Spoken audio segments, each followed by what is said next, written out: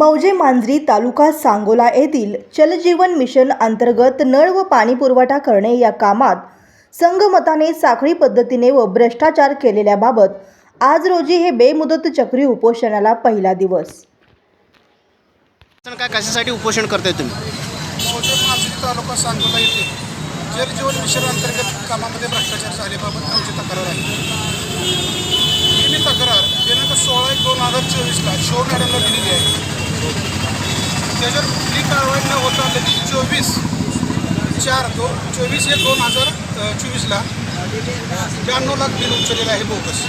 Pipeline केलेलं नाही, पूर्ण पाणी टाके बांधलेले नाहीत आणि सदर पाईपलाईन करत असताना त्यामध्ये कॅनलच्या मध्यभागातून पाईपलाईन केलेलं आहे.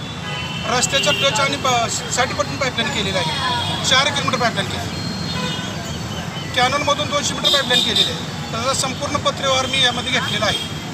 संबंधित अधिकाऱ्याकडून मी त्यांच्या लेखी पत्रव्यवहार केलेला आहे. कोणाला केलेलं आहे? जिल्हा परिषद बांधकाम विभागाला केला आहे. त्यांनी सांगितलं बाबा इथून त्यांनी पाईपलाईन मध्यभागातून पुरलेली आहे. तो रस्ता आहे ग्रामीण मार्ग 127.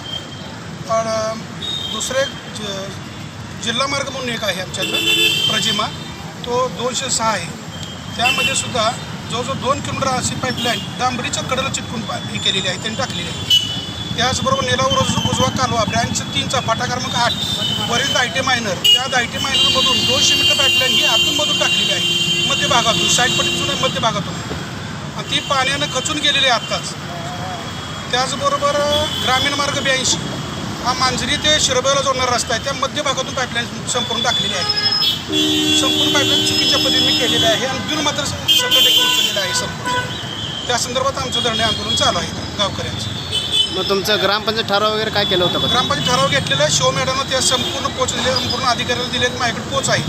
कुठल्याही कारवाई केलेली नाही. ग्रामसभेच्या ठरावासोबत त्यांनी केराची टोपली दाखवलेली आहे.